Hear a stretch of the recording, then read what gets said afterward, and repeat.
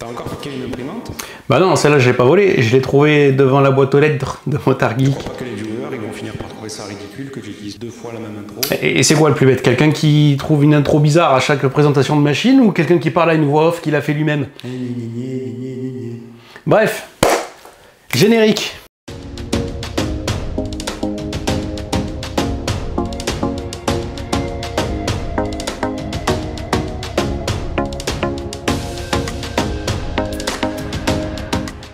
Bonjour à tous, c'est Isidon encore une fois pour les imprimantes 3D.fr. Aujourd'hui, on va parler de la machine qui a fait trembler le net, l'Anycubic M5S. Donc, il y a beaucoup de choses à dire sur cette machine. Donc, c'est une machine en 12K. C'est la première machine annoncée en 12K qui sera suivie très rapidement par la Saturn 3 Ultra, donc la nouvelle génération de machines. On a une résolution XY bizarre. On a une résolution X de 19, une résolution Y de 24. Ce qui fait des pixels rectangles, ce qui fait que techniquement on ne peut pas parler de résolution XY parce que c'est pas... On pourrait faire une moyenne mais ça ne voudra rien dire. Ça veut dire qu'en X vous serez plus précis qu'une mini 8K par exemple de chez Frozen, et en Y vous le serez un peu moins que la mini 8K de Frozen, mais vous le serez quand même plus que les 8K de moyenne taille, donc c'est déjà pas mal. Donc c'est une machine de moyenne taille, d'ailleurs je ne l'ai pas dit, mais une petite particularité. Elle n'est pas très haute pour une machine de moyenne taille. On n'a que 200 mm de volume d'impression en hauteur. C'est le volume le plus faible pour une machine de moyenne taille, même par rapport au 8K. C'est-à-dire qu'aujourd'hui, la plus petite qu'on avait en termes de hauteur, c'était la Lotmage, donc vous pouvez trouver le test sur la chaîne. La Lotmage, elle fait 230. Ça fait quand même 3 cm de haut de plus. Et la Saturn 2 et la M3 Premium faisaient 250. Ce qui représentait quand même une différence. Donc on a un écran à la taille régulière, je crois qu'on a 10,1 pouces. Donc l'écran et le plateau sont dans ce qu'on peut trouver dans les machines de moyenne taille générale. Avant de continuer, pensez à vous abonner sur la chaîne des imprimantes 3D.fr, pensez à mettre un pouce bleu, pensez à partager la vidéo. Il y a beaucoup de travail qui sont faits derrière dans les coulisses, donc donnez-nous un maximum d'encouragement. Donc cette machine, à part son 12K, qu'est-ce qui est intéressant? Elle a annoncé des features de fou sur le papier. Elle a annoncé un auto-leveling, c'est-à-dire que, j'y reviendrai dans la description de la machine, le système de fixation du plateau est différent de ce qu'on peut trouver chez les concurrentes et chez les machines d'avant. Elle a un système dit intelligent de contrôle des échecs, je vais y revenir aussi. On a une interface connectée avec un cloud avec plusieurs fonctions qui est, d'après moi, un peu pompé sur ce que nous avait proposé Creality, même si la M3 Premium avait pas mal de fonctions déjà. Bon, déjà, voilà, ça c'est ce qui m'énerve. Si vous avez vu mon test de la Lotmage, je ne peux plus... Oh, ça pue là-dedans. Je ne peux plus me voir ces capots comme ça, là. Que quand tu l'as, tu sais pas où le foutre. Et en plus, j'imagine les gens qui voudraient mettre, par exemple, leurs imprimantes 3D dans un meuble, t'es obligé d'avoir de la hauteur dégagée au-dessus pour le soulever, quoi. Ça fait perdre en taille de hauteur. Bon, après, l'avantage, c'est que celle-là, elle est pas très haute. Autre avantage, cette machine, elle est extrêmement légère. Elle pèse rien. J'aurais peut-être pas dû tirer sur le câble d'alimentation. Donc, alors, je sais pas si c'est un avantage négligeable, mais en tout cas, je vous garantis que moi, qui suis obligé de déménager régulièrement mes machines, que ce soit pour les tests ou que ce soit pour la présentation, celle-là va mieux. La Lotmage, chaque fois que je la déplace, mon cou me fait attention, vas-y mollo, reste bien droit, sinon, etc., etc. Ok, donc on va aller à ce système de plateau qui n'existait pas avant chez les principales marques. Il y avait quelques Kickstarter qui le proposaient. Mais donc on a un gros truc pour dévisser. Il est gros, gros. Et après, vous avez le plateau. Alors, c'est un plateau gravé Anycubic. Hein, donc, vous savez, c'est les plateaux que quand vous décrochez les fichiers test, vous faites des marques dessus, ça vous fait péter un plomb. Mais vous n'avez pas les 4 fixations, ou les 2, si vous avez une machine égout. Les 4 points de fixation sur les côtés, il n'y a pas. Il y a un espèce de petit... Il est fixé comme ça, et apparemment il y a une espèce de capteur de force sous l'écran qui va s'ajuster pour que le plateau se mette à niveau. Je vais vous en parler, j'ai tout fait pour le faire déconner. J'ai mis la machine qui n'était pas de niveau, j'ai tout mis sur le plateau de façon un peu bizarre. J'ai desserré un peu le plateau, tout est sorti nickel. Tous mes tests de miniature sur tout le plateau sont sortis nickel. Cette promesse-là est tenue. Déjà, comme ça, vous le savez. Ensuite, bon, on a l'écran on a le bac. Le bac est assez classique. Il peut tenir entre 700 et 800 ml de résine. On a un volume max des deux côtés. Et on a 4 becs verseurs. Et ça, c'est pas mal. Bon, déjà, 4 becs verseurs. Mais le bac, il n'a pas vraiment de fixation avant-arrière. C'est-à-dire que vous pouvez, si vous le tournez, on s'en fout. Il n'y a pas d'avant, il n'y a pas d'arrière. Il est ambidextre, mais de devant et derrière. C'est-à-dire que la tête, c'est le cucu. Donc voilà, le bac est sympa. Donc on a l'un des premiers modèles proposés avec un FEP de type chip ACF, donc c'est des FEP qui ont une apparence un peu floue, et apparemment c'est ce système de FEP qui permet d'aller extrêmement vite. Elle imprime jusqu'à 105 mm par heure, ce qui veut dire que votre figurine de 20 cm, bah maximum c'est 2 heures. Je vais y revenir là-dessus. C'est grâce à ce système d'ACF que pour l'instant je ne sais pas encore où on peut s'en procurer, je ne sais pas encore combien ça coûte. Le seul moyen où j'ai trouvé qu'on pouvait en acheter, c'est sur le site de Frozen qui ne vendent pas de machines dites rapides, mais qui sont en train de nous préparer une dinguerie, mais ça, je sais pas le sujet, et j'y reviendrai probablement plus tard ou dans une autre vidéo. Donc voilà, c'est une nouvelle technologie qui est proposée également par la Lotmash Pro, qui est proposée par les Lego Mars 4 9K Ultra et qui est proposée par la Saturn 3 Ultra. Le bouton d'alimentation est derrière, mais ça, aujourd'hui, il va falloir vivre avec ça parce que plus personne ne veut nous mettre de bouton devant. La clé USB est sur le côté, au fond. C'est pas bien, mais c'est pas grave, parce qu'on a un super écran tactile avec une belle interface, en anglais ou en chinois. Un petit aparté, sur les machines haut de gamme, Anycubic, s'ils ne font pas de mise à jour pour changer ça, ça sera la seule marque populaire en haut de gamme à nous proposer que 2 langues. C'est-à-dire que Frozen, sur leur grosse machine, il y a du français, du très bon français. Creality, sur leur Lotmash Pro, et même sur les Alot d'avant, il y a du français, perfectible, mais il y est. La Saturn 3 Ultra et les Lego Mars 4 9K Ultra vont proposer 12 langues, y compris le français. Et donc maintenant, Anycubic, on a l'impression que c'est du AliExpress, que c'est pas une machine faite pour les Français. Aimez-nous, faites des trucs pour nous, parlez-nous. Ça viendra, j'imagine que la prochaine machine Anycubic et que la prochaine interface le proposera, parce qu'il faut bien s'aligner sur la concurrence. Donc on a un bel écran tactile de 4,3 pouces. L'écran lui-même est très bien, l'interface est super belle. Hein. Il y a plein d'options, et même tellement d'options que tu sais pas trop à quoi ça sert, tous ces trucs-là. C'est là où je suis un peu chipoteur. Je vais chipoter, tant qu'à faire, je vais chipoter pour 2 choses. 1, 4,3 pouces, c'est pas grand. Creality et Frozen proposent des écrans tactiles 5 pouces, par exemple. Alors oui, ça fait pas une grosse différence. Mais je vous jure que quand vous voulez avoir un grand choix de boutons, c'est mieux d'en avoir un grand. Et c'est un peu ça le problème de cette interface. C'est pas un gros problème, mais j'en parle quand même. Vous avez toujours le menu parent, un peu comme vos téléviseurs, avec l'ancien menu sur la gauche et votre menu principal au milieu avec 4 boutons.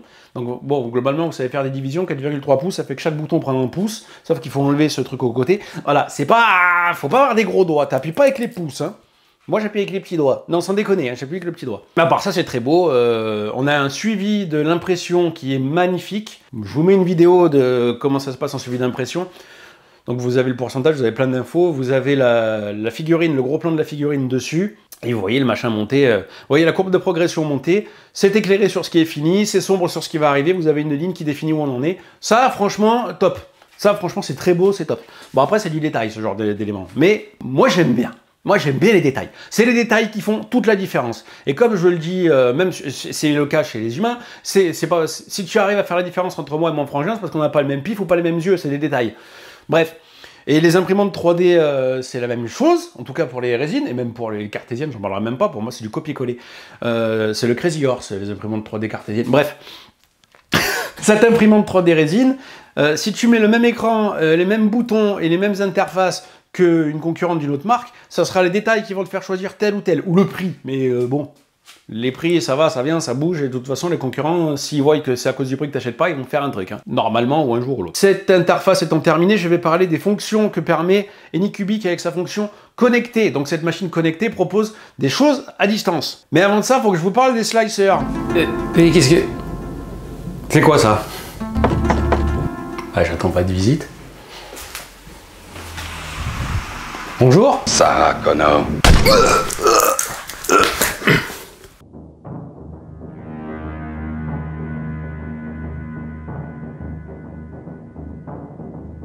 Quoi? Vous aimez pas les fantaisies?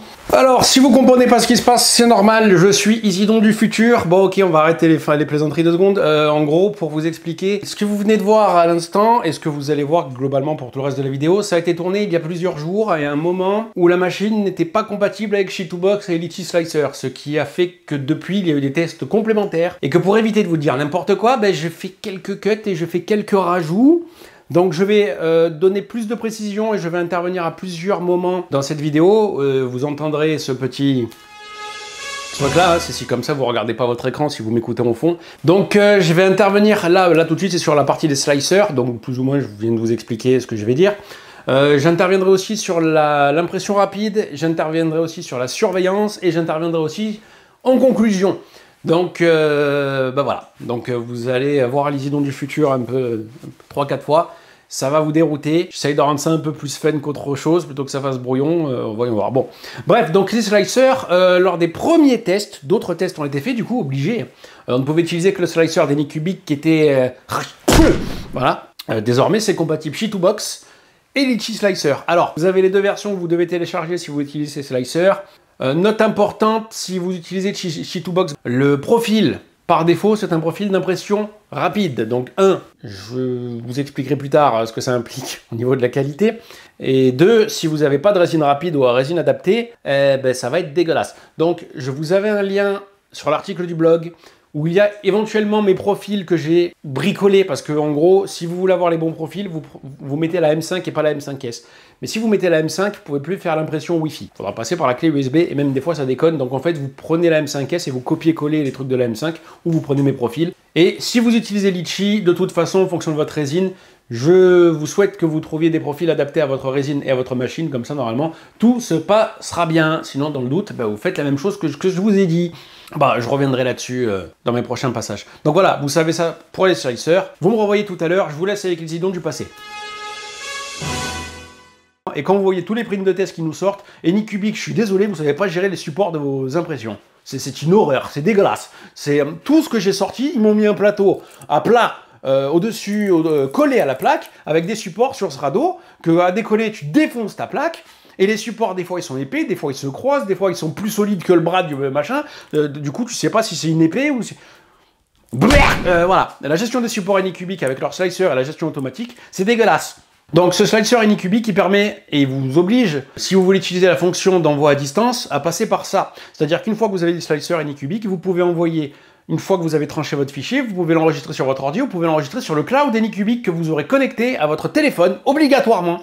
Il faudra un smartphone et à votre machine. Donc une fois que vous êtes dans cette machine, il y a une fonction cloud. Vous téléchargez l'application Anycubic, vous faites la liaison, alors comme beaucoup d'appareils asiatiques, vous changez le Wi-Fi, vous allez sur le Wi-Fi émis par la machine. Une fois que vous êtes sur le Wi-Fi émis sur la machine, vous vous connectez à votre Wi-Fi, votre code Wi-Fi. Il faut que ce soit 2,4 GHz, mais ça c'est pareil, ça commence à devenir récurrent sur les produits asiatiques. Il faut croire que leur connectivité elle est à la rue. Il n'y a pas de Wi-Fi 5 GHz. Si vous avez une box récente, que vous avez que du Wi-Fi 5 GHz, il faudra rentrer dedans et faire une double bande, une bande en 2.4 et une bande en 5. Je reviendrai un peu en conclusion, mais c'est une machine qui propose plein de gadgets pour faciliter le boulot des gens, et si vous voulez vous en servir correctement, vous devez quand même être un peu bricoleur de l'autre côté. Ma vision des produits asiatiques, c'est, il y a une bonne idée, mais t'es pas allé au bout, tu vois, et ça, je pourrais le dire à toutes les machines que j'ai testées. À chaque fois que je testais une machine, on a pensé à ça. Et quand tu veux l'utiliser, mais t'as pensé à ça, t'as pas pensé à ça, tu fais, ah ben non. Petite parenthèse sur j'ai fait une vidéo test sur la Frozen Mighty 8K. La Frozen Mighty 8K, ils te mettent une caméra qui voit pas dans le noir et qui prend des photos et qui filme pas. Donc ça, c'est l'image que j'utilise, c'est tu sais quoi, on a fait une fusée, on va pouvoir aller marcher sur la Lune. Trop bien, on monte dedans et dès que tu arrives sur la Lune, je dis les gars, on n'a pas pris de scaphandre pour sortir de la fusée. Ah ouais? Ah bon, on fait quoi? On attend que quelqu'un propose des scaphandres. Mais là, tu verras qu'on n'a pas prévu la ration de survie ou que... Vous avez compris mon image sur ces fonctions. Bon, après, c'est quand même une bonne chose. Mais après, si vous êtes un bon bricoleur, jusque-là, il n'y a aucun souci. Si vous savez gérer ce système de Wi-Fi, problème réglé. Hein. Mais c'est... Voilà, c'était un petit aparté sur comment je ressens un petit peu la technologie, les technologies innovantes, mais en même temps, on a sorti un truc, on sort vite une machine, on verra plus tard pour sortir la version 2. C'est comme ça que je le perçois. Donc voilà, une fois que vous êtes connecté au cloud, vous pouvez... Alors, c'est comme le Cloud Creality pour ceux qui ont testé, à 2-3 détails près, mais vous avez des choix de fichiers que vous pouvez prendre dedans, vous pouvez les découper dedans, mais si vous voulez utiliser les profils rapides, le logiciel il vous envoie chier. Il vous dit bon tu vas sur ton ordi et tu rentres les profils depuis ton ordi. Tu fais mais ça sert à quoi d'avoir ce truc là? Petit aparté sur le Cloud Creality. Le Cloud Creality, vous pouvez changer vos paramètres d'impression même sans être chez vous depuis votre smartphone. D'ailleurs, ça me permet de rebondir. Sur cet Anycubic, ça marche même depuis si vous n'êtes pas chez vous ou si vous êtes sur un réseau 4G. Il faut juste que cette machine soit connectée à votre Wi-Fi. Ça, c'est obligatoire par contre.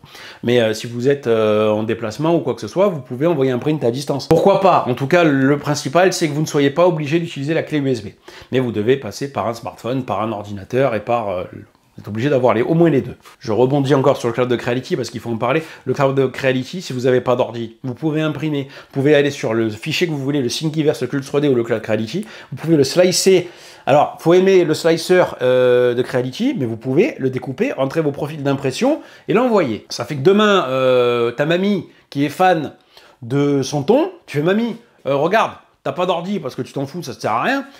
Prends cette machine, c'est cadeau, tiens la Lot One que j'ai pu payer 100 balles sur le bon coin ou même ou pas cher, bref, peu importe. Tu regardes, je t'ai envoyé plein de fichiers sur l'application et tu les envoies. Bon, par contre, après, mamie, tu mets des gants, des masques, tu mets tout ça. Ou... Bon, vous avez compris l'image globale. Donc voilà, donc la fonction d'envoyer par le Wi-Fi, c'est pas mal. Vous avez une notification quand le print peut avoir une erreur. Et ça, je vais revenir après sur cette ergonomie d'Anycubic sur la détection des erreurs. Et vous avez la notification quand le print est terminé. Donc avant de parler de ça, je vais parler de l'impression rapide proposée par Anycubic qui marche. Je vais vous expliquer pourquoi après. Elle va à 105 mm par heure, c'est vrai, ça marche. Il faut utiliser une résine proposée par le constructeur ou une résine qui a le même niveau de viscosité. Donc techniquement, toutes les résines liquides peuvent marcher, mais il faudra tester, des tests d'exposition, tout ça.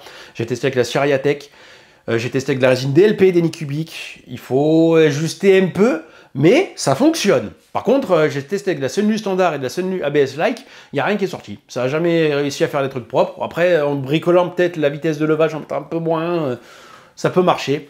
En tout cas, normalement, d'après certains constructeurs autres qu'Anycubic qui communiquent là-dessus, avec un film ACF, vous pouvez, si la résine est forcément quand même un petit peu liquide, vous pouvez aller jusqu'à 5-6 fois plus vite. Celle-là, elle va 10 fois plus vite. Un print normal avec ma résine standard, il me faut entre 10 et 11 heures.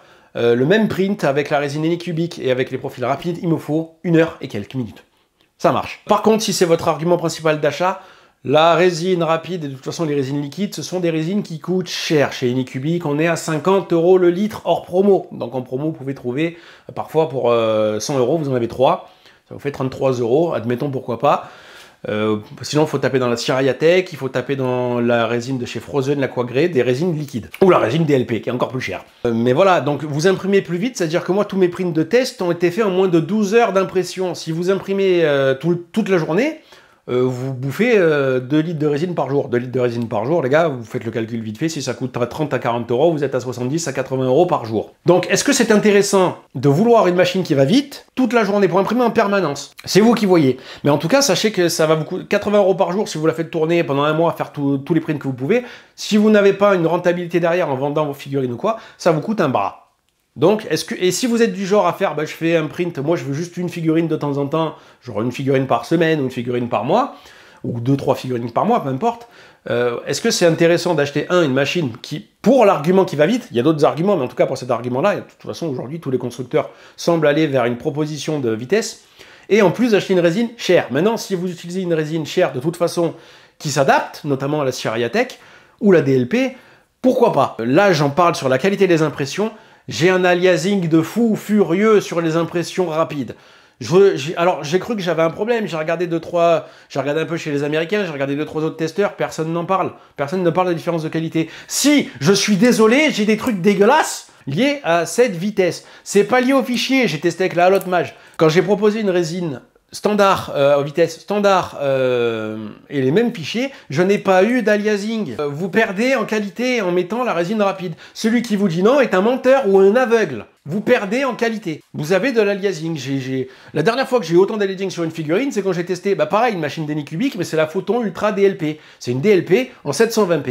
Et elle me fait des trucs beaux, mais des fois elle me fait de l'aliasing dégueulasse. Donc voilà, l'aliasing ne le fait pas. À même figurine, même fichier, même slicer, à résine et à vitesse différente, j'ai pas ça. J'ai fait des petits dés en vitesse normale, j'ai pas eu de soucis. Donc je pense que ça vient de la vitesse. Pour l'instant, pas eu d'autre solution. Après, l'aliasing, c'est quand vous regardez de près, vous le voyez, si je mets la figurine à cette distance-là, je suis pas sûr de bien le voir, et puis ça dépend de la lumière, etc. Parce que c'est surtout, c'est ça qui fait tout voir.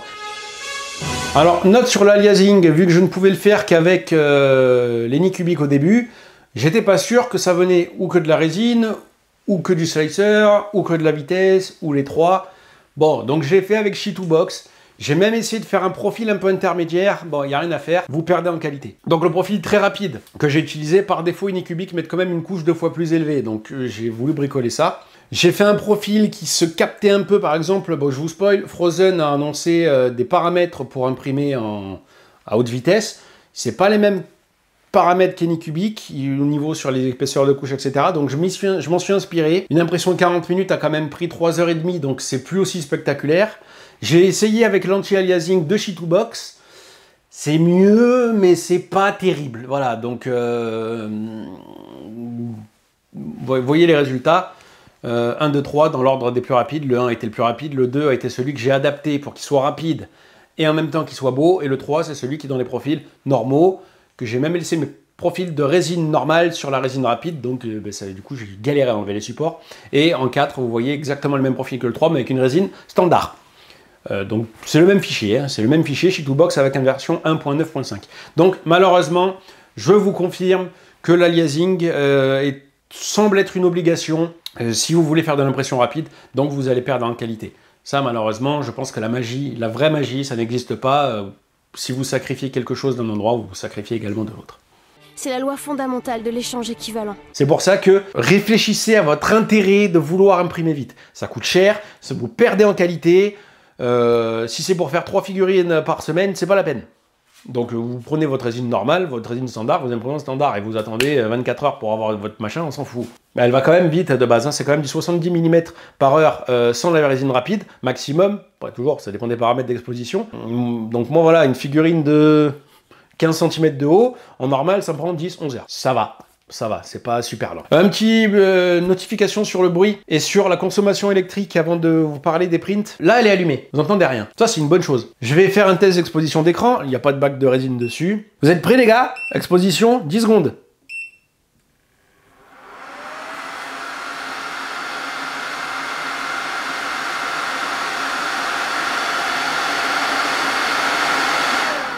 Cette machine est bruyante, très bruyante quand elle imprime. Ça monte presque à 80 décibels. C'est beaucoup. 80 décibels, c'est quand même fort. Mais la bonne nouvelle, c'est que quand elle n'imprime pas, au moins, ça fait pas de bruit. C'est même pas, ça fait pas de bruit, ça fait pas de bruit du tout. Donc le fait que les ventilateurs se coupent complètement quand elle est en veille, ça marche, c'est fiable, c'est une bonne chose. Par exemple, à la Lotmage, que vous imprimez ou que vous imprimez pas, les ventilos ils tournent, ils n'ont pas le temps. Donc, mais ça fait plus de bruit que la Lotmage. Beaucoup, enfin beaucoup. Alors, notre match, on est à 60 décibels, celle-là, on frôle les 80. C'est quelque chose à prendre en considération pour certains, voilà, je vous le dis. 80 décibels, c'est pas non plus horrible, mais et puis c'est toujours les mêmes bruits, il n'y a aucun bruit mécanique, vous n'entendez aucun bruit mécanique. Je vous donne cette information, après, si ça peut vous intéresser. On va parler de consommation électrique. Et là, jusqu'à présent, je faisais la consommation électrique de mes appareils. À chaque fois, je fais, bon, bah, c'est tout pareil, il se passe rien. Quand elle n'imprime pas, c'est-à-dire quand elle est dans cet état-là, branché, allumé, mais que vous n'imprimez pas parce que vous avez la flemme de l'éteindre, parce que le bouton il est derrière, ils nous font tous chier avec les boutons derrière. C'est du 4 watts. Alors 4 watts, pour vous donner une comparaison, je n'ai jamais testé une machine au repos qui consommait aussi peu, à part les machines DLP. La majorité de mes machines au repos sont entre 8 et 11 watts, au repos en faisant rien. Celle-là, elle est à 4 watts. L'Anycubic Photon Ultra DLP consomme pareil au repos. C'est vraiment faible, le 4 watts. Donc ça, c'est une bonne chose. Par contre, quand vous consommez, les gars, ça m'a déjà fait des pics à 150 watts. Donc les pics de consommation sont quand même élevés. Et en moyenne, sur 24 heures d'impression, que ce soit même que vous vouliez aller vite ou pas, hein, j'ai testé avec les deux, je suis à 90 Wh. Ça représente le double de ce que consomment les autres machines UIK. Je préfère vous le dire, certains ne voient peut-être pas l'intérêt de la consommation électrique. Par rapport à votre fournisseur d'électricité, en moyenne, ça va vous coûter plus de 50 centimes par jour, ce qui est quand même pour 30 jours d'impression. À 24 heures, hein, quand vous la coupez, vous avez vu, ça consomme rien. Mais à 24 heures d'impression, vous augmentez votre consommation d'électricité de 15 € par mois. Après, si vous imprimez 24 heures, pendant 24 heures pendant un mois, j'imagine qu'il y a un usage commercial derrière. Ou alors vous êtes un fou. Ou alors vous ne ferez pas ça longtemps, ou alors, parce que même au-delà de la consommation d'électricité, c'est votre résine que vous bouffez là. Si vous imprimez 24 heures d'impression, à la résine rapide, vous mettez 2 litres par jour, et même à la résine lente, vous mettez 2 litres par semaine, à peu près, selon ce que vous faites. Donc 2 litres par semaine, même ça fait 30 balles, ça fait 60 balles, ça fait 120 balles, ça dépend de la résine que vous achetez, etc. Bon. Si vous achetez de la résine de qualité, enfin bout cher, 35-40 € dans tous les cas, 80 € par semaine, 160, 320 € de résine par mois. Bon, les 15 € d'électricité, on s'en fout à ce niveau-là.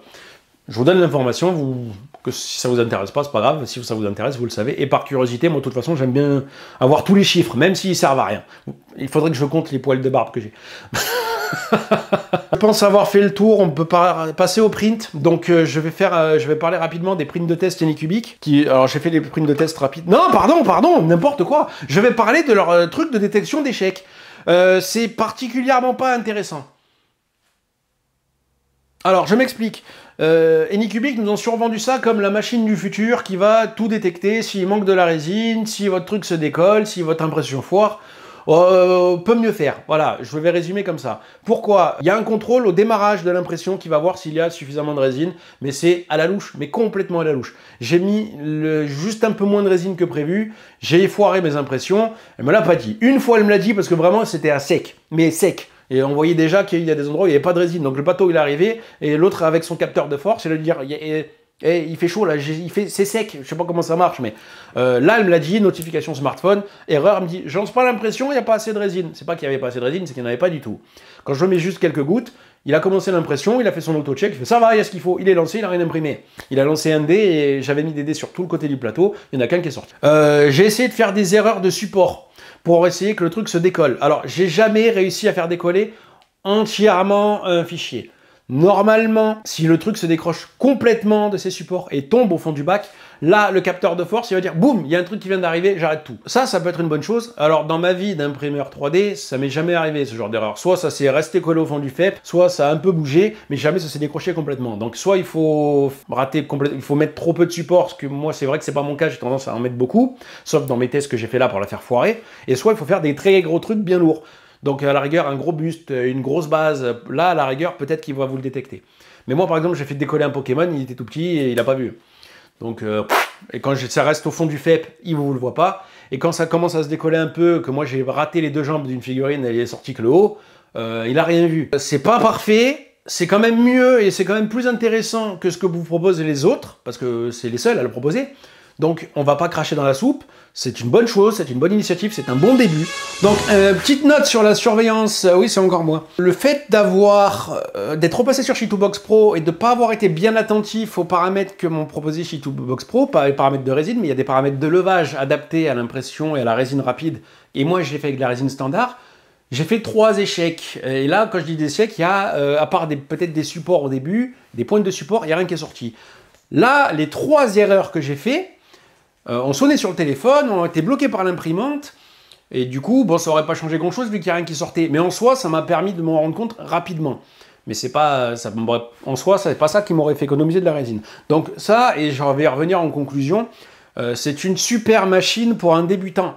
En tout cas, ça sera mieux pour un débutant que quelqu'un qui a un peu d'expérience en impression résine, parce qu'au final, ça vous arrivera quand même rarement de vous planter. Là, l'imprimante est nouvelle, bon, je me suis planté sur l'impression sur les profils, je l'aurais vu, je l'aurais corrigé, ça ne me serait plus arrivé. Donc c'est bien. Pour un expérimenté, c'est pas ça qui va vous faire acheter cette machine. C'est pas parfait, voilà, c'est pas la Bamboo Lab. Ils vont pas vous dire, eh, viens voir le FEP, il y a un truc qui colle, ou viens voir... En fait... Je pense que c'est un truc qu'ils pourraient réaliser, ça. Tu mets une caméra, ils arrivent à visualiser ce que le fichier va te donner. Par exemple, la Mighty Weka, elle a une caméra dedans, mais eux, ils n'arrivent même pas à filmer avec leur caméra. Pour l'instant. Mais ça, c'est encore un autre test, une autre vidéo. C'est quelque chose que s'ils bricolent un petit peu, c'est faisable. Après, à quel prix ils vont la vendre?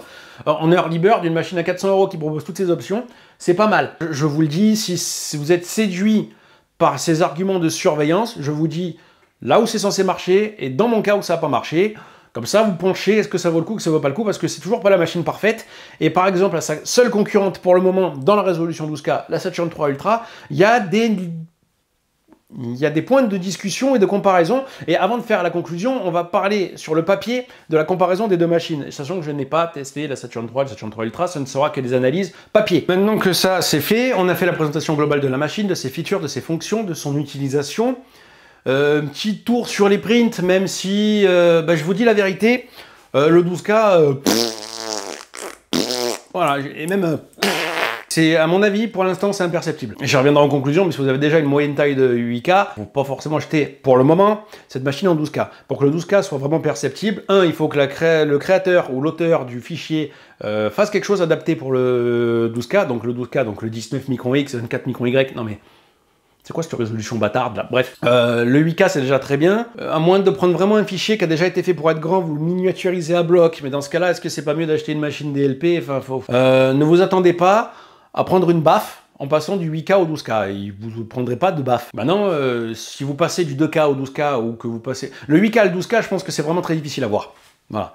Je me trompe peut-être. Ça changera peut-être d'ici, je dis peut-être 2, 3, 4 ans, quand les créateurs vont tous essayer de modéliser des fichiers 12K. Là, effectivement, ça le sera. Mais vous précipitez pas parce que vous avez une Saturn 2 en disant « Ouais, je vais prendre celle-là parce qu'elle a 12K ». Petite parenthèse vite, rapide. Moi, par exemple, j'ai une Mighty 8K. Ils viennent d'annoncer un kit d'upgrade pour passer leur machine en 12K. Je sais pas ce que ça va coûter. Est-ce que je vais le faire? Oui. Voilà. Est-ce que je vais voir la différence? À mon avis, non. Alors pourquoi je le fais? Je sais pas, il y en a qui programment leur bagnole pour passer de 210 chevaux à 230 chevaux. Est-ce qu'ils vont voir la différence? Je suis pas sûr non plus. Il y en a qui prennent des SSD qui ont une vitesse de chargement plus vite que d'autres. Est-ce qu'ils voient la différence? Je suis pas sûr non plus. Tu charges déjà ton Windows en 1 seconde 30. Tu vas la charger en 1 seconde 10. Tu vas les sentir, les 0,2 centimes. Voilà. Je suis pas sûr que déjà quand on est en dessous de 28 microns, alors on peut taper sur le 22. Moi, je fais des comparaisons. J'imprime. Afin de vraiment me rendre compte de la qualité et de la différence de qualité d'une machine à l'autre, je suis obligé de prendre le même fichier, de l'imprimer avec la même résine, de le faire en 5 à 6 tailles différentes, en augmentant l'échelle, en réduisant l'échelle pour voir, parce que des fois c'est un impact, notamment si vous testez des DLP. La différence à taille réelle d'un fichier, il est ultra peu perceptible. Entre le 2K et le 4K, il y a une différence, mais il faut la chercher. Franchement, il faut la chercher. Entre le 4K et le 8K, c'est pareil, il y a une différence, mais il faut la chercher. Entre le 8K et le 12K, pour l'instant, j'ai rien vu. Voilà, en tout cas sur les mêmes fichiers. Maintenant, le fichier n'est peut-être pas adapté. Maintenant, si je réduis le fichier à 5% de sa taille initiale avec une loupe, peut-être que je le verrai. Peut-être. Mais pour l'instant, j'ai pas réussi à le percevoir. Bon, on a parlé de ça. Maintenant, je dégage tout ce bordel. Donc, les prints de test Anycubic. Je vais pas vous parler des miss parce que j'ai cherché à faire des miss. Je rappelle que tout est visible en beaucoup mieux sur le blog. Hein. Alors, bon, le fichier test, comme d'hab, chez Anycubic, il est beau, mais il est supporté avec les pieds. Voilà, je suis désolé, les fichiers Anycubic, ils savent pas foutre leur support. Voilà, je l'ai dit tout à l'heure, je le redis. Ça fait que quand vous les enlevez, vous flinguez votre bordel. C'est beau, hein, le dessous. Bon, le dessus, il est nickel. Le dessous, il est beau quand j'ai arraché les supports. Oui, parce que je les ai arrachés, les supports. Mais même à la pince, c'est n'importe quoi. Bon, après, très très beau. Donc, le Minotaur que vous avez peut-être vu dans les shorts de la chaîne et sur TikTok, qui est sorti en moins de 2 heures. J'ai oublié de vous le dire, autant la couleur me rappelle la Siriatech Face Navigré, mais le détail est pas... Je suis pas choqué hein, par le détail. J'ai de l'aliasing sur la hache, alors à moins que le fichier initial avait prévu de mettre des marques de bois, mais j'arrive pas à distinguer d'aliasing sur les bras ou sur les pieds par exemple. Si, clairement. Bon, il faut que je cherche l'aliasing, mais il y en a. Voilà. Donc c'est quoi l'intérêt d'avoir du 12K pour avoir ce genre d'erreur? Si c'est perceptible à l'œil. Vous voyez ce que je veux dire? Alors... Je rappelle que l'aliasing n'est pas perceptible à vitesse normale avec une résine standard. Donc j'ai fait Lady Deadpool avec une résine standard. Voilà. Je peux pas vous la montrer en gros, sur YouTube parce que vous savez que YouTube a quelques problèmes avec des choses qui se rapprochent de la nudité. Donc si vous voulez en voir plus, allez sur le blog. Là malheureusement, je vous donne pas le choix. Au niveau des miniatures et sur mes tests de fail leveling qui n'ont pas eu lieu, donc j'ai fait une armada de Pokémon qui ont eu de l'aliasing parce que je les ai imprimés en vitesse. Ils sont quand même sortis, je sais plus exactement, 40 minutes ou un truc comme ça. Pokémon en 40 minutes. Un plateau entier de Pokémon en 40 minutes. Si vous faites de la surproduction, la résine rapide, ça peut être intéressant. Si vous voulez faire des petites figurines, franchement des pions rapides. Par contre, ouais, j'ai de l'aliasing sur toutes mes figurines. Il n'y a pas un Pokémon où il n'y a pas d'aliasing. Et les Pokémon, j'ai tendance à en faire plein avec les autres machines. Hein. J'ai pas d'aliasing, ça vient pas du fichier. Et j'ai fait des jeux de rôle qui, eux, ont... Alors, c'est là où j'ai voulu les faire en rapide et en lent. En rapide, il y a des traces de couches. Il n'y a pas vraiment d'aliasing, mais il y a des traces de couches. En lent, RS. RS, il n'y a pas de... J'arriverai pas à voir qu'il y ait de soucis. Bon, après, les dés, c'est quoi l'intérêt d'avoir du 19 micron X pour faire des dés? Bon, j'en sais rien. Alors, petite comparaison papier avec la Saturn 3 Ultra. Je ne parlerai pas de la Saturn 3 normale qui est dépouillée d'options, mais qui propose quand même, la Saturn 3 normale, elle propose quand même le 12K et le volume d'impression de la Saturn 3. Et c'est tout. Mais vous n'avez pas de Wi-Fi, vous n'avez rien.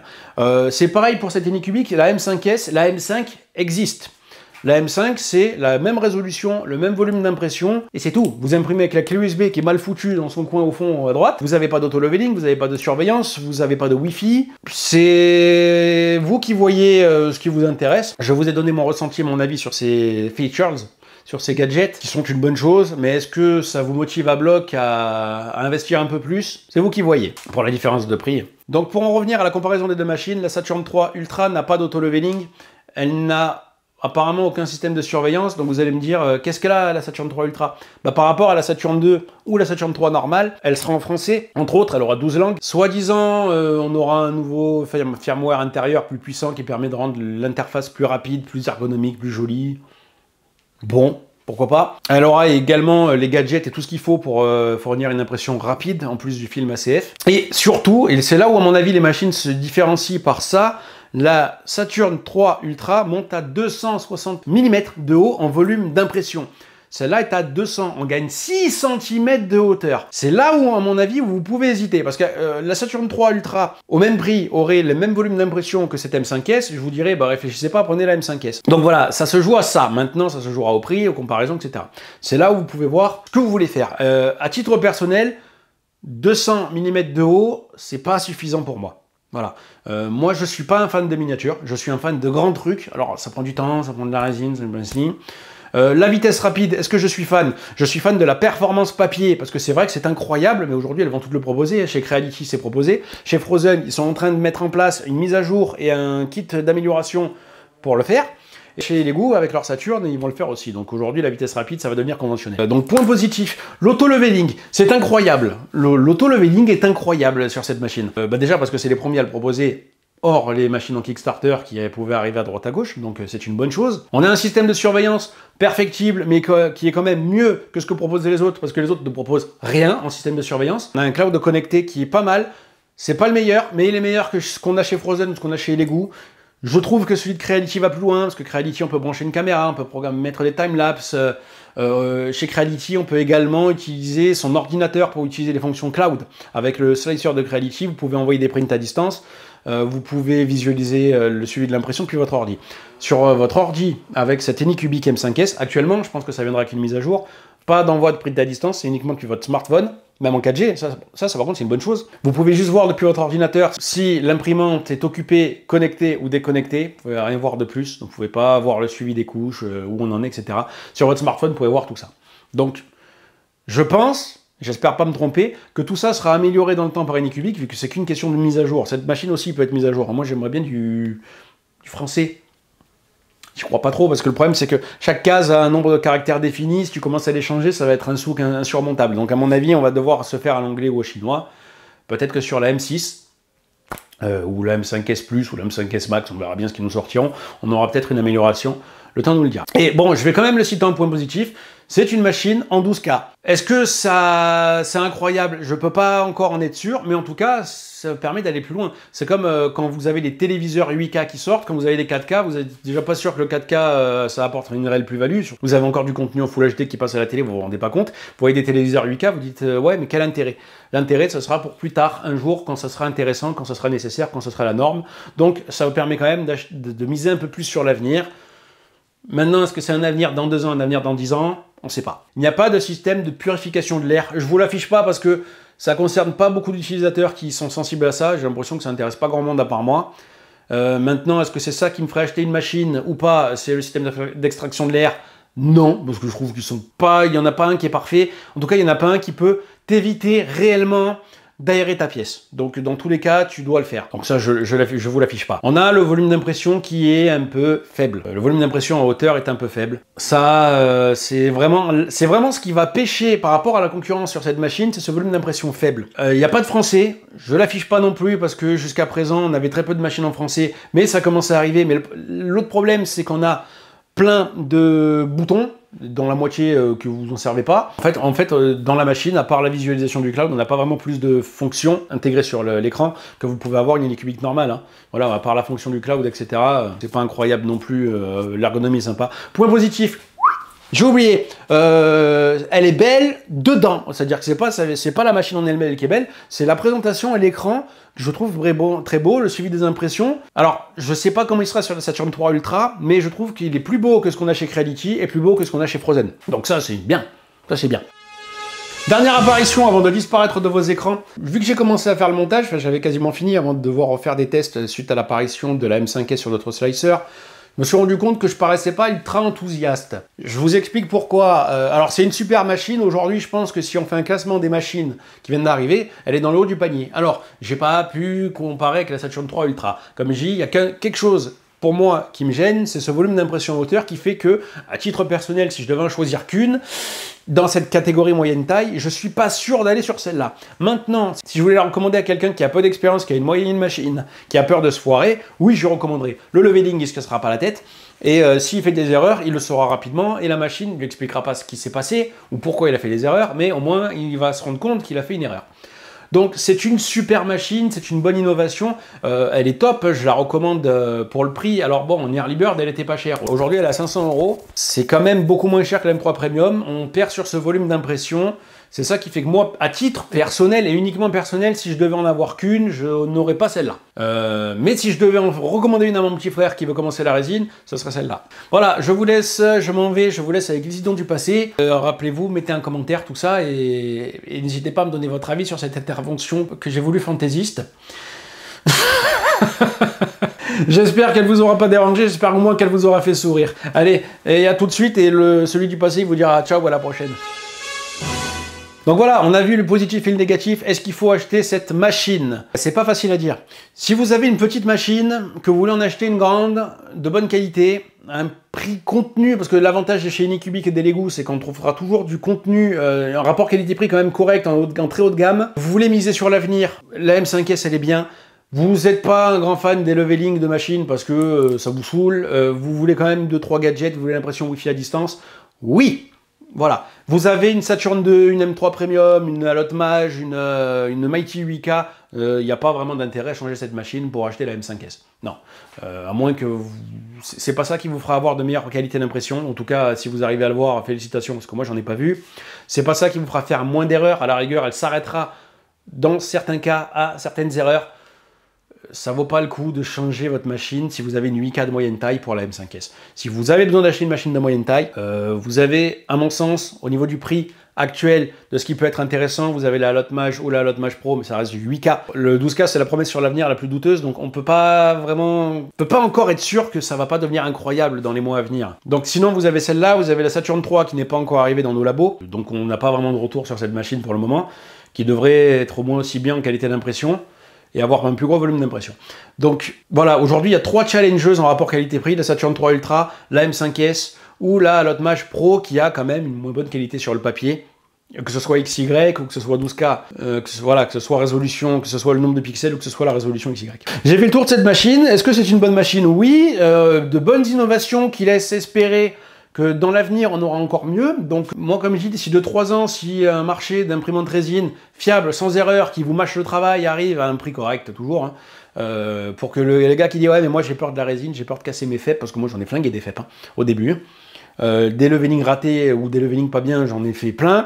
C'est une machine user-friendly qui est déjà au-dessus des autres. Voilà, il faut le dire, c'est une bonne initiative d'Anycubic. C'est pas mal, c'est quand même une bonne innovation, c'est quand même une annonce qui a fait trembler le web à juste titre, et sur les tests, on pouvait espérer quand même un petit peu mieux, parce que c'est comme d'hab, ils nous vendent tout ce qu'ils font, ils nous donnent pas les vrais détails. C'est bien, c'est une bonne chose, c'est pas incroyable. Voilà, c'est pas incroyable. C'est mieux que tout le reste, c'est mieux que tous les autres, hein. Je rappelle, le système de surveillance, on n'a pas mieux ailleurs. Pour le moment, en tout cas, si je vire toutes les imprimantes en Kickstarter, que je ne peux pas encore miser sur la fiabilité de ces produits-là. Donc je parle des 4 marques principales. Ouais, fiabilité, c'est bien. Le 12K, il est là. Qu'il soit bien ou qu'il soit pas bien, il est là, il est proposé. On est au-dessus. Le 12K, je peux pas dire que le 12K est moins bien que le 8K. Donc il est ex aequo, voire mieux, voire un peu mieux, voire kiff-kiff, il est là. L'auto-leveling est incroyable, Alors, comme le leveling chez les machines fréquentes, les plateaux à 4 pans, personnellement, j'en ai jamais refait un, hein. Une fois que j'en ai mis un bien, il a jamais bougé. Donc là-dessus, est-ce que c'est vraiment indispensable? J'en sais rien. Est-ce que c'est bien pour aider à commencer, pour pas se casser la tête? Oui. Donc ça a le mérite d'exister. C'est pas une machine à 800 balles, c'est pas une machine à 1000 €, donc c'est proposé avec ça. On aurait aimé les 50 mm de haut en plus. Il manque que ça pour que, franchement, vous regardiez même pas la Saturn 3 Ultra. Clairement. Donc voilà, la M5S avec tous ses gadgets ou la M5 sans les gadgets. C'est vous qui voyez, c'est une bonne machine. Oui, est-ce qu'il faut l'acheter? Vous savez pourquoi. Vous avez l'article sur le blog de lesimprimantes3d.fr. N'oubliez pas sur cette vidéo de vous abonner, de mettre un pouce bleu, de commenter, de partager la vidéo, de la taguer sur les murs de votre mairie. N'hésitez pas à passer sur le forum lesimprimantes3d.fr. N'hésitez pas à vous inscrire, à poser vos questions si vous êtes embêté avec une imprimante 3D, filament ou résine, il y a énormément d'experts. N'hésitez pas, si vous avez une petite expérience vous-même en impression, à venir vous présenter, à regarder un peu, parce que il y a toujours des trucs à apprendre déjà d'un côté, et il y a toujours des conseils à donner déjà de l'autre. À titre personnel, moi ça fait une petite année que j'étais sur le forum des imprimantes 3D à zioter, à regarder des conseils, ne serait-ce que qu'est-ce qu'il a fait lui pour imprimer ce meuble-là, qu'est-ce qu'il a fait comme pièce, Les experts sont dessus, hein. Beaucoup d'experts sont dessus, peut-être pas tous, mais beaucoup. Au bout d'un moment, j'ai été embêté sur des machines filaments, et même des machines résine. Il y a des gens qui sont incroyables, qui m'ont aidé, qui n'ont rien lâché, alors que moi j'étais en train de péter un plomb, parce que c'est des choses qui peuvent arriver sur l'impression 3D. Des fois, vous faites tout, il n'y a rien qui marche, parce que soit vous voyez pas bien, soit vous êtes vraiment poisseux, mais bon, c'est des choses qui peuvent arriver, et les gens se sont cassés la tête. On va trouver, filament ou résine. Et vous en avez plein dans chaque catégorie, dans chaque machine, dans chaque marque. Vous me trouverez également si vous avez des questions là-bas. Je vous répondrai si je peux vous aider, etc. etc. Donc n'hésitez pas à y aller, et tout ça. Je vous laisse avec le bêtisier. Je rappelle que si vous aimez mon format, j'ai une chaîne YouTube, vous pouvez également trouver d'autres tests. Vous me verrez également, je l'espère et je le souhaite, si je vous ai pas gonflé, sur la chaîne lesimprimantes3d.fr pour d'autres tests. Je vous laisse avec le bêtisier. Ciao et à la prochaine sur la chaîne lesimprimantes3d.fr. Vous allez arrêter de me déranger, là je tourne. Qu'est-ce que c'est? Il n'y a pas de balayette à action. J'ai pris des sacs poubelles. Je suis des enfants. Ah bah oui, j'en ai pas parlé de ça. Qui sera proposé par l'Elego Mars 4 Ultra. Maintenant, Anycubic, on a l'impression que c'est des migrants. Non, on met pas ça. Aidez-nous, aimez-nous. Tu les envoies. Bon, par contre, après, mamie, tu mets des gants, des masques, tu mets tout ça, ou tu les mets pas et tu comptes sur l'héritage. Oh là, j'aurais pas dû mettre celle-là. Vous allez arrêter de m'envoyer des messages tout le temps, là, je suis occupé. Avec un film à payer, avec... Donc. En point négatif, il n'y a pas de système de mais il est ambidextre, mais de devant et derrière. C'est-à-dire que la tétette, c'est le cucu. Mais n'importe...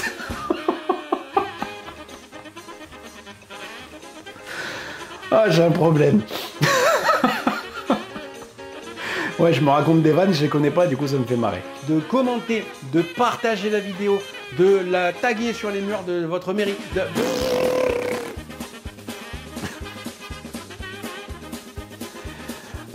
N'hésitez pas à vous nous donner vos conseils pour... Et on va s'arrêter là parce que je sais pas ce que je disais.